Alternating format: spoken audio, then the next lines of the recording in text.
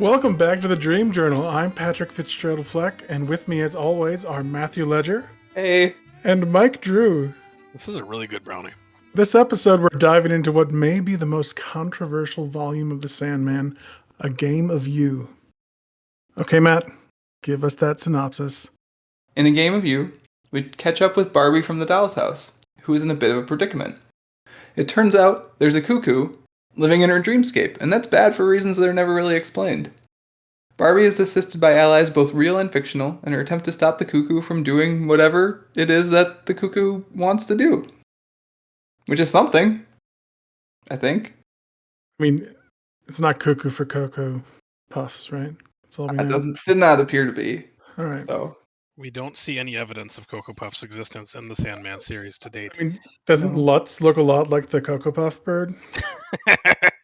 Actually. Yes and no. Yes and no. I mean, if they were in this, they'd be like Choco Fluffs or something, right? Because everything's off-brand in this. We've shifted from... I guess because it's set in the DC universe, so it'd be weird if there are Superman comics. But there are Marvel comics in the Marvel universe, so I don't know. I mean, that's just Marvel, though. Marvel's fucked. See, I know what the volume is about, but I cannot tell you why the things in the volume happen. It's a weird volume. They happen because Neil Gaiman dictated that they should happen. I think your question is the best first question. It seems to be leading that way, yeah. Because we're already kind of talking about it. You sure you don't want me to start? I can start. Are you ready to start? Mike, you can't start. Because you have to think of what your question is first, Mike. Fine. Go ahead. If you want me to start with my question, we can start with my question. It seems to be the way we're leaning anyways. Let's do it. Yeah, let's do it. Yeah, so my question is this volume filler content? And for those who don't know what filler content is, it's... Most of Star Trek Next Gen story. Sorry, what? Yeah, it's the side stories to help flesh out runtimes that don't really have anything to do with the main story. It's just side characters doing side character things or side plots that have nothing to do with the main overarching story, which I feel like this volume falls pretty solidly into. Oh, so you think it is? I do. I have challenges to this, both I would hope so. Both on the assumption level and on the is it filler content level. Like, I have questions both at face value with the question and picking the question apart. I would expect nothing less. Yeah, I mean, here we are. It's our podcast, turns out. So, saying it's filler content in that way assumes that there is a larger structural narrative that's happening that it is filler for, which I think is maybe not a good assumption, given that at this point it's probably still just a monthly ongoing series, and those potentially go forever, so you can do whatever you want in it. Well, we know that there is a We know, story. but does Neil Gaiman at this point know? Because this is like issue 32 or something, I think, of 75, because this actually jumps 3 issues ahead from Season of Mists, and those 3 issues, I think, get collected in the next volume, which screwed me up when I was looking for background research this morning. That's really weird. Sorry. No, go ahead. No, like that. The fact that they collected this one ahead of the other one. That's real weird. Well, I think it's because it's Seasons of Mist. Anyways, Mist of Seasons. Misty Seasons happens, and then there's 3 issues of stuff that's called... Oh shoot! Now I'm forgetting the name of the... Like, it has a name, but I think it's just one-off side stories. It's 3 one-off side stories, and then this happens. So you can't... If you collect those with this becomes like a 9-issue trade, and that's absurd. And if you wait, you put them in the next volume. And I think from remembering reading the volumes, they flow pretty... Like, I don't think it matters that they're out of order. But it made trying to look for these issues, because the thing I wanted to do for this question specifically, actually, is I was trying to find somewhere I could look at the letters pages if they have letters pages for Sandman, because I honestly don't know. I've never read a single issue of Sandman. Sure. I've always read the trades. So I was like, oh, okay, I want to see if readers of the time were, like, reading this and they felt like it was filler content or, like, losing the plot or, like, kind of wandering off track. And I didn't see any letters pages in the stuff that I found online. So, unknown, but What seemed pretty uniformly agreed upon, this is a side story of the Sandman in all the reviews that I've read. But like you say, it's reviews of the trade and not single issues. Yeah, it's weird because we get to operate as people who came to it late and read it in trade form and know that from issue 1 to issue 75 there kind of is an overarching story that shows up. It wasn't there from the start, but it shows up, and it shows up actually kind of early, and you kind of see hints and pieces of it. But I don't know when. It's impossible to know on our end when when the switch was flipped from it's an ongoing DC book that could go forever, like from 1939 to 2021, to it's a 75 issue story and I'm done with it then. So it feels weird to me to be able to call it filler content using that definition you gave, Pat, because I don't know that there is a larger story that's happening. Like when you guys mentioned, you say that, but I don't know. I mean, I do know now, but I don't know at the time if there was, you know? You're saying you didn't think of Gaiman? I think Gaiman had a story he was telling about Dream, about Morpheus. Yeah, but do you think it's completely ironed out by this point? I mean, I don't know what degree he felt confident about where he was headed, but I think he knew that the story was about. He knew who his main character was at this point, for sure. Well, it's not Dream in this book. Which is why I call it filler content. Yeah, I think that's fair. I also wonder if it is just an experiment to see how little Morpheus you can put in a Sandman arc, too. What he can get away with. It feels like weird season 3 bullshit to me more than it feels like filler content to me. And let me explain quick. Sure. So my theory with TV shows is season 1 is you establish the premise, you figure out what the show is, and by the end of that season, you know what your show is. Season 2 is usually the best season of a TV show because it knows what it is, but it also is willing to try a little bit of new stuff, and you get like refinement of what already happened in season 1. And season 3 is the weird season where they've done everything they wanted to do in season 1 and season 2, and they feel the need to just like stretch stuff and try really weird stuff. See, that doesn't fit with the Star Trek model at all, because season 3 is usually where the actual show starts. Well, Star Trek is abnormal in a way. In that you always have to throw the first 2 seasons of a Star Trek just in the trash, right? That is true. Anyway, without talking about Star Trek, I think it is filler content. I'm derailing you, Pat Matthew. It is. I didn't read it when it was coming out, and I can see your argument that you can't consider it to be unless you know for sure. But Neil Gaiman's not George Martin. Like he knew where this was going. I don't think George Martin figured it out until halfway through whatever the fuck he was doing. Now I don't know if it was planned to be filler content. Like I really do like this story. Actually, I think I like it more than the last one by a bit. Ooh, that's a hot take.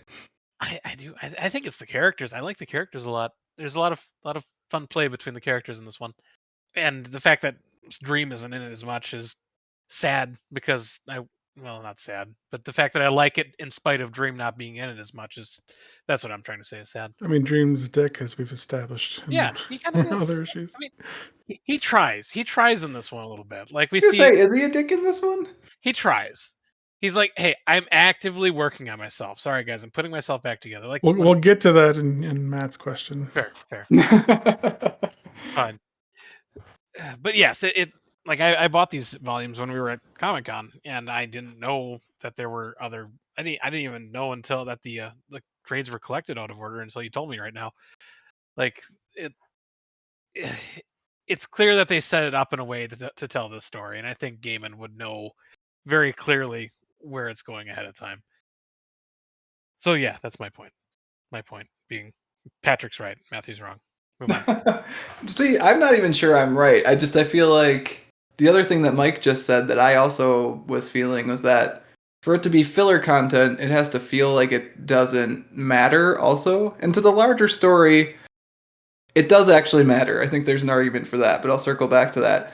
But other than that, I also really feel for the characters by the end of the volume too. I actually started it, and the first issue was a little bit of a slog for me. Like the first issue took me a little bit to get into, and I was like, oh, there's all these people, and I have to figure out who they are, and none of them are Dream, and what's going on, and blah blah blah. But by the end of the volume, I was really hooked and like really emotionally invested. So I think to call it filler content does a disservice to that a little bit too. And to be clear, filler content can be good. I just don't think it's the main story of the See, Sandman. filler content to me implies that it's bad. So I guess maybe that's my like part of why I have an inclination to disagree with that too. Because filler content to me is the like the hey that we ran out of stories from the manga, so we're gonna make a new storyline in our anime. Those story arcs are some fans' favorites. Like Mike was saying, he likes Ooh, this story. They're out there. The other thing I think that is worth noting is that when Dream does show up in this volume, the bits of his character that we get are very tied into what his overall arc is going to be.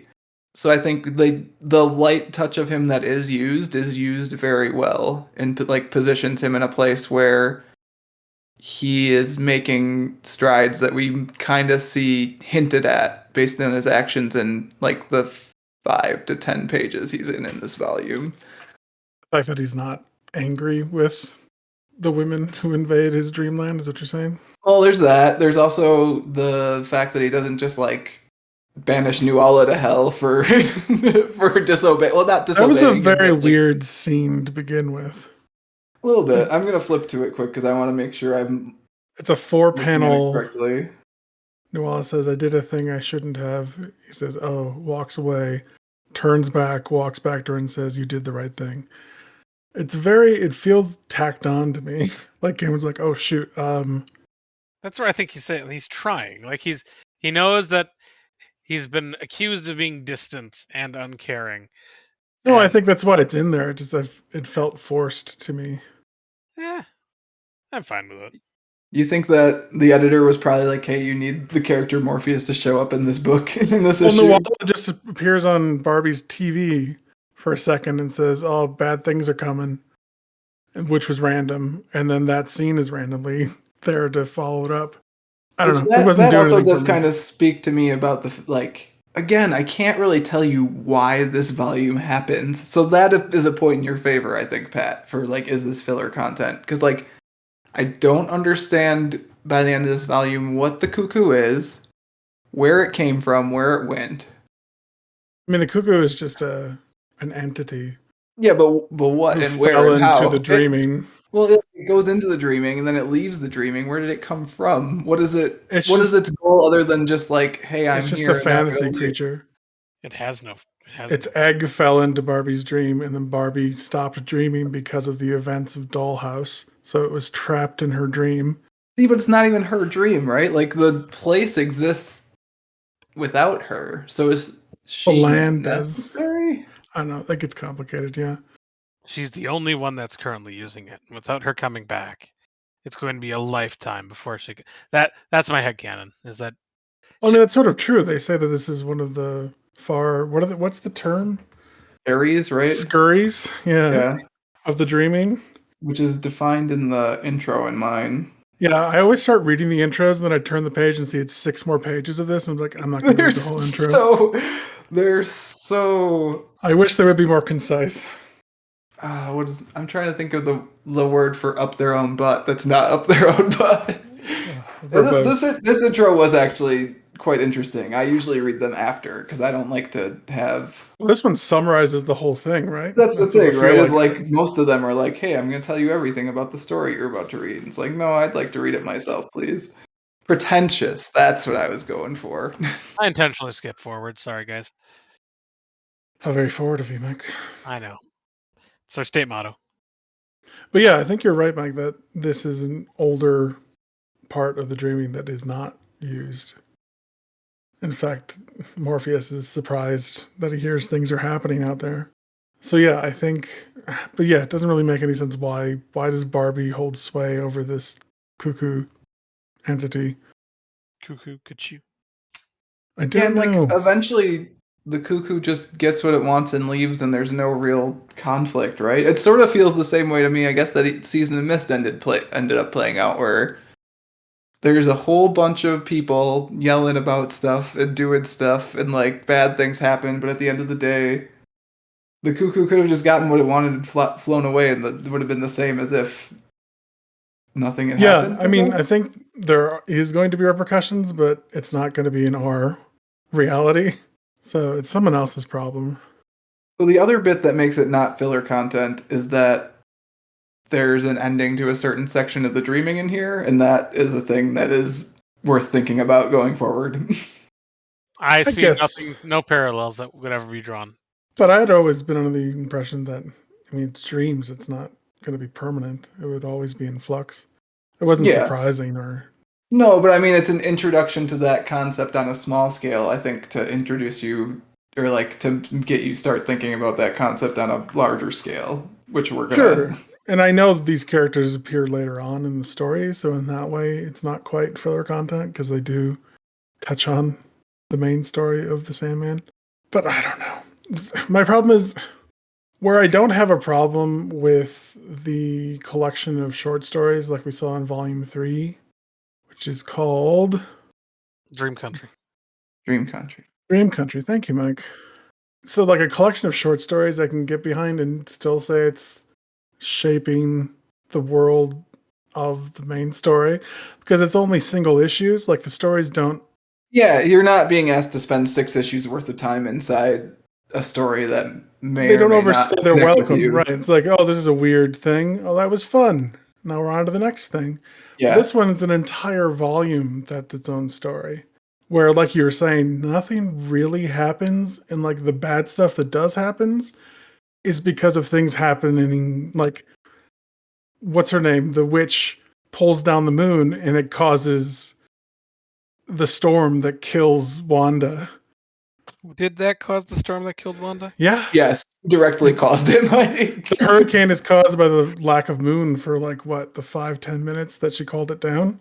Yeah, there was a hurricane and it was leaving, but then the moon left, so the weather just shifted and the hurricane came back, right? Something like that. Yeah, the tides weren't under control of the moon for a time, and that had destructive results. So Okay. Thessaly is directly, it's her fault. She killed Wanda. And the fact that that's not addressed at all is interesting, I feel. Yeah, before we were recording, Mike, you actually mentioned like we could just talk about how awful Thessaly is. And I don't know if I completely agree with that, but like again, I think Thessaly causes more direct damage in this volume than the cuckoo does. Yeah. I didn't put two and two together on the hurricane changing direction because of that. I for some reason attributed it to other things happening in the book, such as Morpheus's boon trying to return. I thought of it as basically Morpheus just cleaning everything up, like because when the building collapsed, it fixed a whole lot of stuff that they were going to have to answer questions about, and I didn't even think about it being, yeah, no, that's not actually him. He didn't do that. I mean, there's 2 or 3 like weather hosts talking about, or like radio hosts saying, oh, this storm's shaping up to be a bad one. Yeah, no, I remember that. Yeah. For some reason I said, but I didn't do the math. The math was Do hard. the math. Do the math. Fine, I'll do it. But no, she's an asshole. Like She's also a badass, so she's a badass. I'm torn. Like she killed the guy. Like he fucking deserved it. He did. But George. holy shit, nailing his eyes to the fucking wall. That's So intense. here's a That's just some question witchcraft. actually. Because Yeah. I've kind of picked up on this before, but I didn't go all the way on it. Like, what if George had just won at the beginning and broken whatever locket there was? Like, would everything have just been fine? Yeah. It would have been all over. I mean, I don't know for sure, but Maybe Barbie could have died, I I suppose. think the cuckoo would have. She said she was going to lay eggs in everyone's dreams. So then everyone would have a cuckoo. I don't know.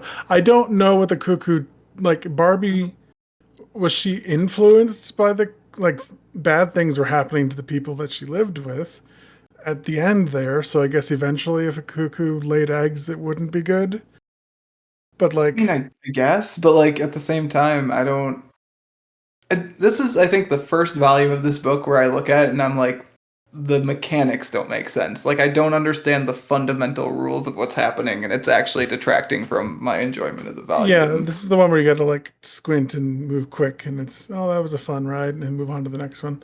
And I think it's much more interested in the characters than the plot and it shows. And I don't think Yeah, overall it matters that much. But again, especially when you decide that you're going to discuss it on a podcast and you look more closely at it, it starts to break down a little bit. yeah. I don't know. I don't dislike this volume. I just feel like if this volume were to be taken away and we were down to 9 volumes of the Sandman, I don't know if the story would be hurt all that much. Yeah, and I think that's honestly a fair assessment. No, that's not incorrect. Like the story would be just fine. But then again, you could do that with probably a few volumes even. So I don't know. It's Maybe. But I would argue some of like if you take a collection of short stories away, I feel it's more powerful than just one story being This one removed. story that is 6 issues, but feels like maybe it should have been a short story or a 3-issue thing or something. Yeah, and I don't remember exactly. I think all of the surviving characters in this show up again. I don't remember exactly how influential they are for future events. I think Thessaly does a thing or two that has some sway, I was gonna say, I think Thessaly's a big deal near the end, but but yeah. So I'm not 100% sure, but I feel like you could establish those characters, or it could be other characters that do the I know same thing. Fox and Hazel come back, I think, for Death, but I don't know. I don't remember them actually beyond that. I mean, there's a reunion at the end of lots of people. So No, there's not. no, okay. So yeah, I mean, it's not bad, but I don't know if it's necessary. And it also has some uncomfortable in our day and age topics and subjects that I'm sure Gaiman tried his best at the time to write about. It is interesting that he chose this volume to like focus 100% on feminist topics. see, that's the thing too, and this will kind of dovetail into my question maybe, is like, I do think you lose a lot of interesting like, not character development, because these characters didn't really exist for the most part before this story anyways, but like, I do, I did enjoy like spending time with and getting to know these characters, and it was interesting to watch them navigate within the story and learn more about themselves. I agree with you overall that like you could easily just detach this from Sandman so far and it'd be fine. So I don't know. I I'm do. of mixed minds. What was that again? Sorry. I'm of mixed minds about it. Yeah. No, you reminded me of a thing. I was also confused at the similarities between the house of apartments and occupants being so similar to the doll's house with weird occupants, where there was the effeminate gay roommate who was buddy buddy with the main character, and like the creepy people upstairs, the It's spider the kind women. of place that Barbie likes to live in, man. I guess, but May say weren't more you? about Barbie. I was confused at the beginning. It's like, wait, who are these characters? I thought this was the creepy spider people. Oh, wait, no, this isn't the same building. It's a little too close to what was written before, don't you think? Yeah, no, I would agree. I think I did that actually with like, wait, is this Hal when Wanda is Wanda? introduced? Yeah. Yeah, it's like, oh, I like this character. Oh, wait, no, this isn't. It's too close. It's very interesting that Gaiman just like rewrote the same house. Yeah. But Well, again, even maybe Hal, Barbie just likes those kind of living It's what Barbie likes, situations. man. it's just the way everyone in the big city is in these days. An apartment packed with weirdos is this Barbie's version of a dream house. Barbie's dream house. There you go. I say weirdos with love, by the way. Oh, for sure. So shall we move on? Please do, because I want to talk about the most tragic character of this volume. Oh, okay. I'm interested to hear who you think that is. I am too. So my question actually stems from a discussion we had about earlier volumes where we had noted that female characters get bad consequences for like And have good situations that they're times. placed in Yeah. and are treated poorly, especially in comparison to male characters. And this is, as we noted, like mostly a female and/or woman-centric volume. There's 1 to 3 males in it, depending on how you want to count.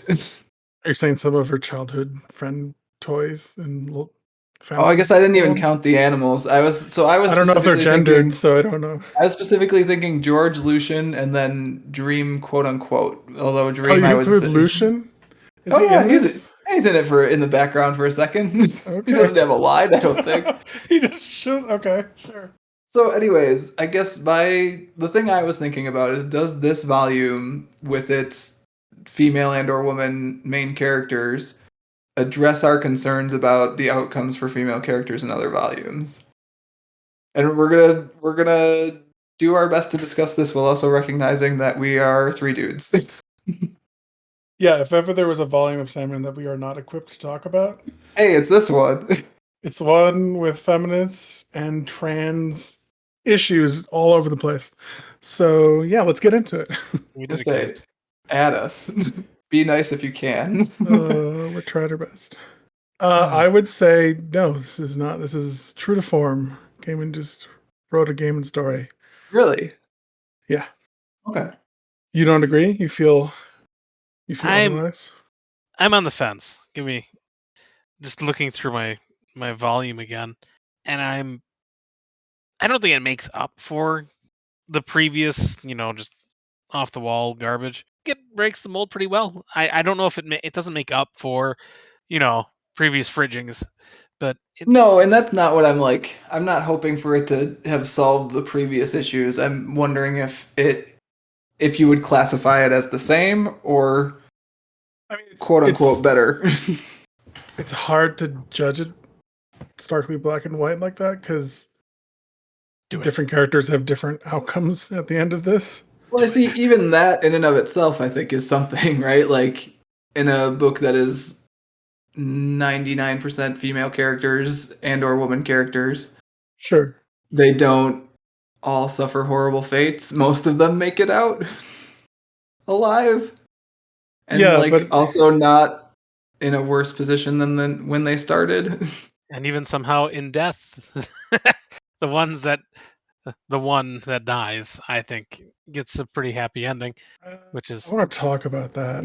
You want to talk about that? All I mean, right, we let's do it. probably should because there are a couple It's different reads of that, and one is charitable and one is not. I think. I'm not a fan myself, You're but not a fan? Ah, fuck, I am. Let's talk about it. Wanda spent the entire issue saying that I'm a woman regardless of what I look like or what genitalia I have. And then her Fair. quote unquote perfect ending is to look like a stereotypical Western beauty. She Okay. doesn't even look like Wanda anymore. Like that could have Okay. been any woman. Yeah, no. I gotta dispute that. If you're given an opportunity to remake yourself, like I'm assuming is what happened here after death, and just appear as you desire, w- why the hell not? I guess I'm not advocating poor body image, I or mean, you it know, seemed at the end I a woman is don't more know. than looking like an attractive woman. Like I don't disagree with that. I think that's and making Wanda into the model that she seems to be at the end seems to detract from like the powerful position that she had throughout this, that I don't care what other people say, I am me.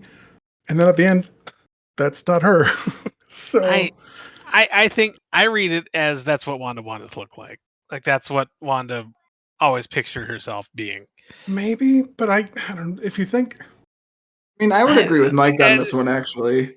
I'm going to step into shoes that I may not have the rights to step into, but if you which were there's a still in it. trans woman reading this and you struggled with body dysmorphia and you throughout this you agree with Wanda that no, it doesn't matter, you are a woman, and at the end she turns into quote unquote a woman, wouldn't that hurt?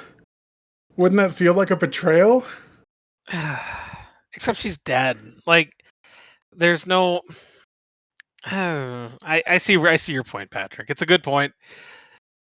I stand On on the different surface, ground. I see what you're saying, but I think if you look into it a little bit deeper, I don't agree with the message it sends.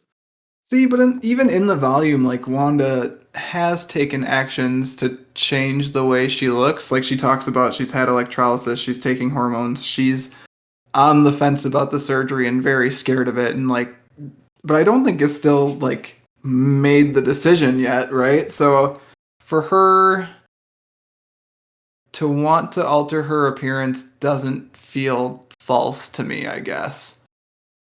Especially in the way she's presented in that like weird pink dress is a bit off. Yes, I That is agree. weird.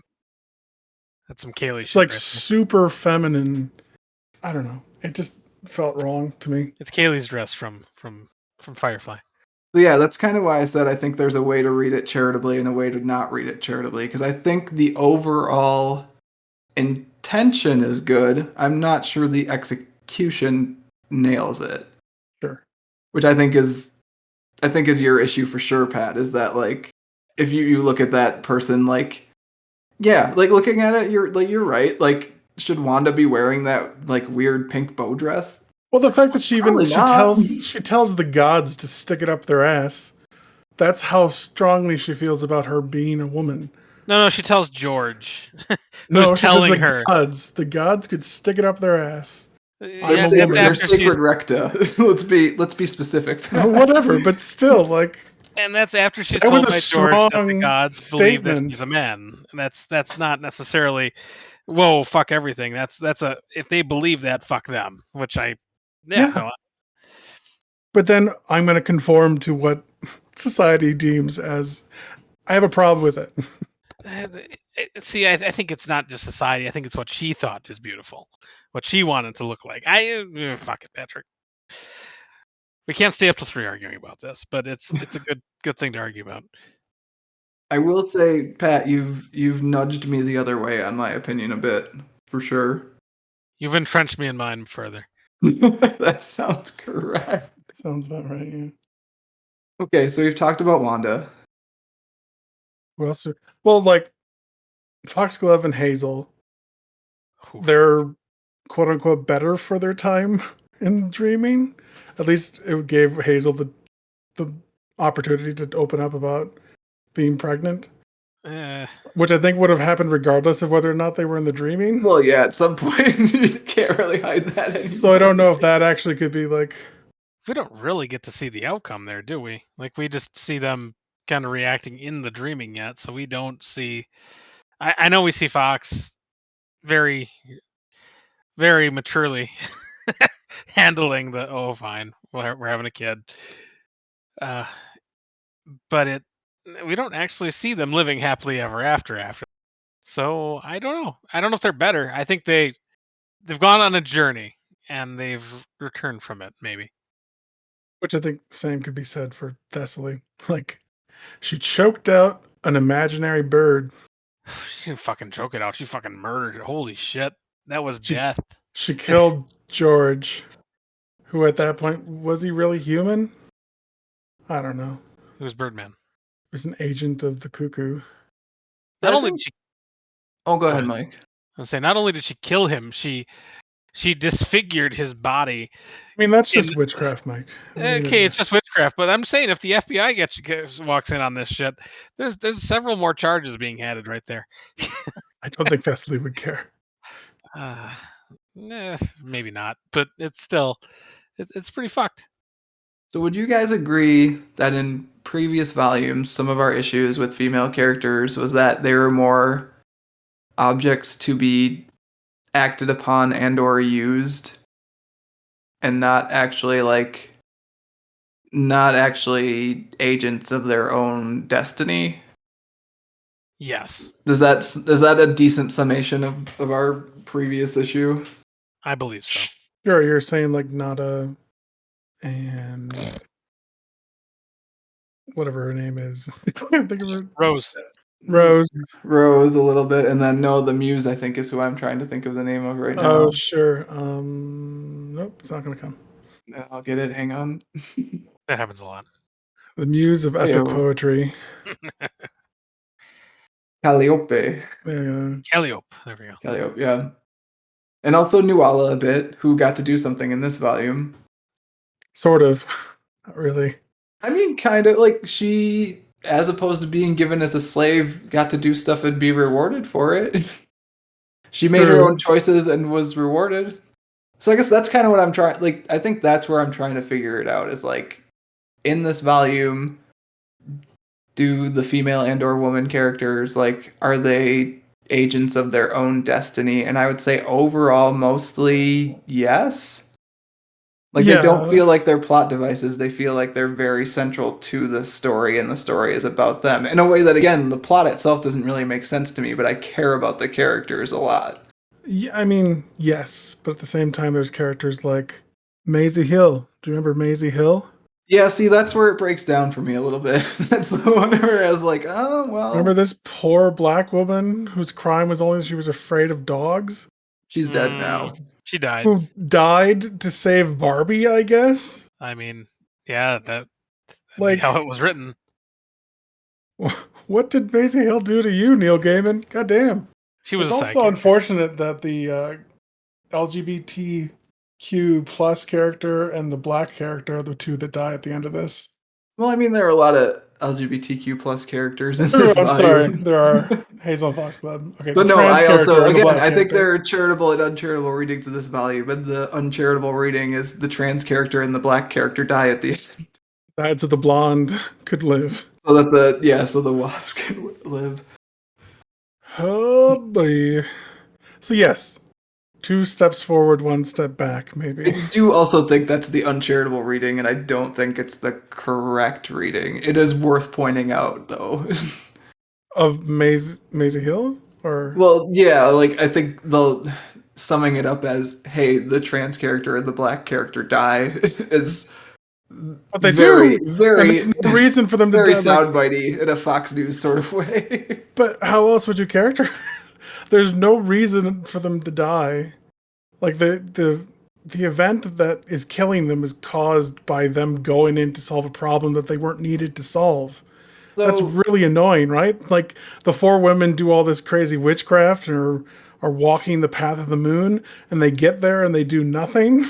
yes, which again I think is coming up as a problem in Sandman stories more than I remember it when I read it the first time. Is like you get to the end of the story and the end just happens. Like it doesn't really matter what they did So it is before. cool that like Thessaly does all this really awesome witchcraft and like is going out there to do her thing, but she doesn't do anything. Dream comes in and does it.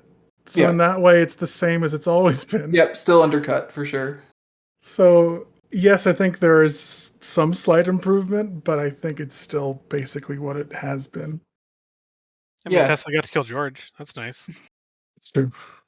And she got off with it. Like there was the thing about the storm is it did package everything up so nicely for them to all get off the hook for what happened.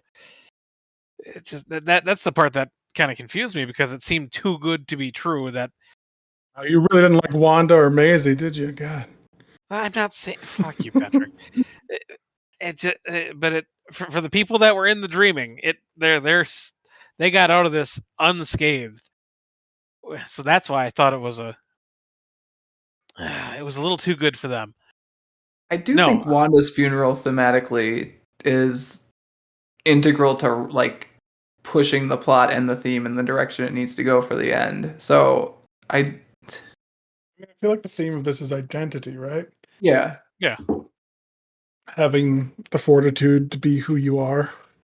Yeah, Which and is at the why end I like have such problems with Wanda's death vision at the end. yeah, and like Wanda's family is trying to pick her identity at the end and like thrust it upon her in death. God And we're fearing told boy. that Wanda gets to have her identity, although we have issue with whether whether that's actually what she would want or not. That bow is just throwing me off now, Pat. You got me. You. A little much. Don't I don't disagree. That is okay. We're circling back now, but it could be that that's what she wanted to look like in life. Maybe she never could afford or find a dress that fit that well, and she wanted to really hammer. No, you're right. I don't have an excuse for the bow Oh, dress. Mike, you almost had me. It's All you would have had to do was I mean, you're all you would have projecting had to on do the was character believe. at that point, aren't you? Like from what we've seen, that's not. yeah, you're not wrong, but it's I like I like to read the optimistic view, and I think the optimistic view is that's how she wanted to be. That is how she dreamed that she would be. That's what she desired. That's how she died. I don't know. Fuck. It's how Gaiman probably intended it to be read, but it feels shallow. Like he didn't fully think it out. And to that, I'll say it was written in 1993. Fine, but we're analyzing it in 2021. Yeah. say which both is and isn't a defense, unfortunately. I know it's not, but What's interesting to me about this is that in the same volume, the moon says Wanda is not a woman and death says Wanda is, and that's like the contrast between like the larger forces in the universe / world there is interesting to me. That one big cosmic entity can be like, nope, don't have the right chromosomes, and the other big cosmic entity who is arguably more powerful, not even arguably, is more powerful, she was far more powerful. is like, oh no, she's a woman actually. She can be whatever she wants to be. Probably has to do with Gaiman's structuring of gods, of religion, the faith of the people, the what people imagine the moon to be shapes what the moon is. So people like Wanda's parents consider the moon to be feminine, and they consider feminine to be a certain way, and therefore the moon only thinks of women as that. The moon's a turf. Heard it here first. I mean, there's lots of Did turfs in actually this come one. across today like a person who was like, Neil Gaiman, you wrote turf characters in this book. Doesn't that make you a turf? And he's like, you clearly don't understand how writing fictional You wrote characters a work. Nazi, therefore you must be a Nazi. Yeah, that doesn't make any Probably, sense. if we had show notes, I would probably link to that in the show notes because it was a nice dunk. So I don't know if we have a nice, neat answer to my question. I don't know that we need one either, but it was a good discussion to have. Yeah, I think it's a step in the right direction, but only a small one. Yeah, your point that Morpheus does come in and kind of just do everything at the end anyways is a fair one that I had not thought as much about as I probably should have. That is a good point that I too did not really take Morpheus into does account. Morpheus things. I thought about the fact that the plot basically breaks down and there's no conflict that really needed to happen, but I didn't think Once about it from again. that perspective. Yeah. Yep. All right, Mike, do you have a discussion question? Maybe. I may have thought of another one here, which I think kind of combines the two I was talking about. Oh boy. Feel All it out. right. Does seeing a minor character like George use the powers of Dream or abuse the powers of Dream weaken Dream's character or make him seem weaker? Okay, that's interesting because I did not think George was dream related at all. I mean, If that makes sense. he was a tool of the Dream. Of the No, of the cuckoo, which Yeah. came from somewhere else, quote unquote. Right? Sure, fine. Or Sure, did I fine. misread that? No, you're right. It came from somewhere else that no one knows and nobody knows. But I guess the question would then become, does seeing the cuckoo misuse those powers or access the powers that supposedly only Dream has to afflict others with nightmares, weaken him? As I guess that's... Is it a wrong read? Is it? I don't know. I think it's... How do you see it as weakening him? Oh, he's not in control of it. Like someone is causing others to dream in ways that he is supposed to be in charge of, and he's not in control of it. It's like a Tuesday for Morpheus, though, in this story, though, right? Like they're still dreaming, right? Like the dream is still a dream. Does Morpheus care if it's a nightmare or not? I mean, I think what Mike's getting at is those ravens, crows descend, and Morpheus did not choose for those to even exist, and also the dreams they produce are not really his. Like they're unnatural, because I think my argument again is that George isn't even an instrument of the dreaming. He's an instrument of the cuckoo who is somehow in the dreaming, but can produce these nightmares in people, like Mike is saying. So nightmares that cause Thessaly to go on her rampage. Like it's not a small thing. Like there's a reason that Thessaly murdered George, and there's a reason they... Well, maybe there's a reason, or maybe she just wanted to do it because she's very proud. Maybe she did it because But you saw the George hurt reaction that her. everyone was having to these nightmares. These were not normal nightmares. Like, holy shit, some of the imagery in there was fucked up. I don't know. Maybe it's an off the wall question. Well, I mean, like, I don't know if like Morpheus isn't shaping or keeping watch over everyone's dream. People just come into the dreaming when they dream, right? They visit dream. I mean, when he walks through dreams trying to find stuff, he doesn't know where it is, right? He's just kind of He just finds whatever he needs. yeah. Yeah. So I don't think like Morpheus wasn't upset with the cuckoo at all when he found her. In fact, I think he had some sympathy towards her. I think you're So right. I don't know if I think Morpheus was fine with what was going on. He only showed up when he was called upon to show up accidentally. If that didn't happen, I don't think Morpheus would have even shown up in this book. I mean, he kind of knew he was going to show up, it felt like, when he was talking to Matthew early on. Sure, there was some foreshadowing. Something wicked this way comes kind of stuff, but I mean, my thought: what would Death do? Let's say someone is misusing Death's power, or somehow someone accesses Death's power to become Death. Like that, it seems. like the cuckoo didn't create the night. Like the dreams were there; they just influenced them. I don't know. Maybe, yeah, you're not wrong, I suppose, because they were already dreaming when the crows got there. They just twisted the dreams to be something else. Dream does seem more apt than any of the other Endless to just, like, let his power kind of wander off and do its own thing, though. At least from what we've seen so far, which I guess we spend more time with him, right? But, like, he made the Corinthian. The Corinthian kind of just wandered off and did his own thing. He made Fiddler's Greed. Fiddler's Greed just kind of wandered off and did his own thing. Like, yeah. And, like, also in that, I'm looking at that first scene with him and Matthew again, and he's kind of just standing on the shore. I think he was more angry. Go ahead. I'm sorry. Well, just like he kind of feels like something is going to happen, but he doesn't know what or how. And like it's his again, like Mike's saying, like it's his world. For him to not control it in that way is kind of weird, but it also seems like that's kind of the way he runs things. But I mean, he was upset with the Corinthian and Fiddler's Green because they left the dreaming. They were in the real world. The cuckoo doing their nightmare stuff, that was still under dream. Like I think that was still within the boundaries of what The Morpheus birds were would in the say real was life, okay. though. Sure, but the dreams that they were dreaming, the cuckoo is an entity that exists outside of the dreaming. Well, maybe it came from somewhere and it went somewhere, Pat. So it does exist outside the dreaming. Yeah, but the dreaming is is the realm where the egg landed and hatched, and then it left to go to other realms outside of the dreaming. So its offspring would also be entities that could then traverse. Like the big thing is Martin Tenbones broke free of the dreaming. Like I thought that would be the huge thing that Morpheus wouldn't like, because that is an entity of dream existing in the real world. Yeah, but again, that's not really one he made, right? Like that's one that Barbara made, I guess. So maybe he doesn't care but so much that way. It's still a it's still a breach of the boundaries for sure. And I think there was like a comment about something like he felt it when Martin Tenbones broke free or something like that. I don't remember exactly.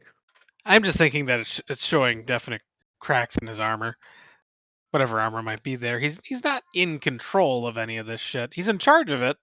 Yeah, but at the same time, he doesn't really care. Like he specifically says, "Why should I do anything about it?" on page 27 of this book. Maybe that's part of his own personality is to not want to be in charge of it as much, but it's definitely worth observing that he doesn't necessarily carry an excessive amount of control over even his own domain, where he probably should. Or I mean, I don't think we've ever seen him have excessive control of his domain. In fact, that's the whole problem that kick-started the whole thing, is that he didn't have control over it. Again, I don't. It's weird that his power just wanders off sometimes. Like Desire's power doesn't just wander off sometimes, right? Like, well, is there any other Endless's Death's power? domain that could be abused in such a way. I feel like Yes. Dream is like open, like Dream is crafted to such an extent by mortals, by humans. I like, Probably I don't know. despair. I guess Maybe, desire yeah. desire does kind of just wander off and do its own thing sometimes. In that, like, we talked about that entire action or that entire volume where people's wants went made the entire volume go, I suppose, but Yeah. it's not quite the same thing. It's not like aspects of desire physically manifesting somewhere, sort I of. mean, desire itself goes off and does its own thing, but yeah, I don't know. Destruction? No. Delirium? No. Mike might be right with despair, I suppose. Maybe. Maybe delirium, but we Does haven't seen much of the No, other that's the endless thing at this too, is point. like we'd obviously spend the most time with Dream, and his stuff is doesn't have a great handle on it all the time, Mike. Agree with you no, there. it doesn't. Like, Maybe he how should. did Maybe that's something how he did should the spend some cuckoo time get doing. there in the first place? Why didn't he get rid of that thing right away? Like it seems like something he should have known about again. Like this is an entity. Like he made a big stink about the slave being given to him. Like if you're going to be a guest in my realms, you must blah blah blah blah. Fine, whatever. But he doesn't even know there's people living in his domain that he doesn't even have any like knowledge of. And it's an ancient part of the dreaming at the edge of his realm. Sure, but still, it's in the dreaming. I don't It's I know. just this guess. it's just this house he built for his girlfriend one time. Yeah, right. Oh, you. That's right. It's no big thing. Yeah, I don't. I mean, Dream has his realm, but we've never, other than Destiny, I guess, has his gardens, right? Yep, and like Desire has the weird Desire statue it Dollhouse. lives Yeah, in. we don't know if But there death or aren't other delirium or people in any destruction. of those. Dream is the only one who interacts with weird Mortals. servants Yeah. slash things that he made. No, I'm like, there's no Oh, like Desire doesn't have a Lucian. Like Desire doesn't have a Matthew. Destiny doesn't have a Fiddler's Green. yeah, it's true. Was that his girlfriend, Yeah, man. Yes, he does Eleonora? say. Yeah, Yeah. Yeah, it's not a number 3. I guess it gets into her character more in Overture, from what I was reading. I don't remember that. We'll see when we get there, hopefully. So, God damn it, Dream! Yeah, it's another nada. It's a very old scurry that no one visits anymore. Fuck you, Dream! God damn! I dumped her years ago. I don't know why she's still here. Yeah, I don't know. I don't know if I don't feel it weakens Dream. I feel like Dream is as in control as he's ever been I say in it's control. par for the course, but it also is an interesting thought that like his power gets out of his control in a way that I don't think I've thought about for the other endless. Like when you mentioned Death, Mike, I specifically was like, "Oh no, Death would not put up with that." No, Death would not. Death would be like, what are you doing?" And then there'd be some shit. I think the only endless we've seen take their like wield their own power or make their own choices with said power is desire. Makes sense. Like everyone else is just doing what is expected of them, Yeah. Doing what they want. other than I guess destruction because they've abandoned their duties. Which I mean, how does that work? yeah, that's a thing. And I mean, like you said maybe the question isn't deep, but I think it's worth thinking about, especially going into future volumes where we'll see more of the other endless. Because Dream seems like he is caught unaware by things that he should not be being caught unaware by, and like that's something that I'm gonna watch now for the other endless too. Is like, oh, are they in control of their realm or power, or is it ruling them? Like, I don't think Morpheus has omnipotence. I don't think he knows everything that's happening in his realm. I think he's just in charge of it. Like I imagined him as the captain of the starship. And if Sure. you're the captain of the starship, you have officers in each of these scurries who report to you weekly, monthly, But whenever. also, there's going to be weirdos like Barkley who's doing strange stuff in holodecks. Okay, that's why you have these officers on the scurries, making sure that you find out when Broccoli's doing some weird shit on the holodeck. So in this analogy, the cuckoo is Barclay, and Dream by the end of the story is Jordy. Cuckoo's a weird monster in the holodeck that Barkley accidentally turned the safety protocols off for. Well, he was trying to do something with it. Barbie is Barkley. Is Barclay okay? Oh And Dream man, is we Picard. really need show notes for this one, but it's not happening.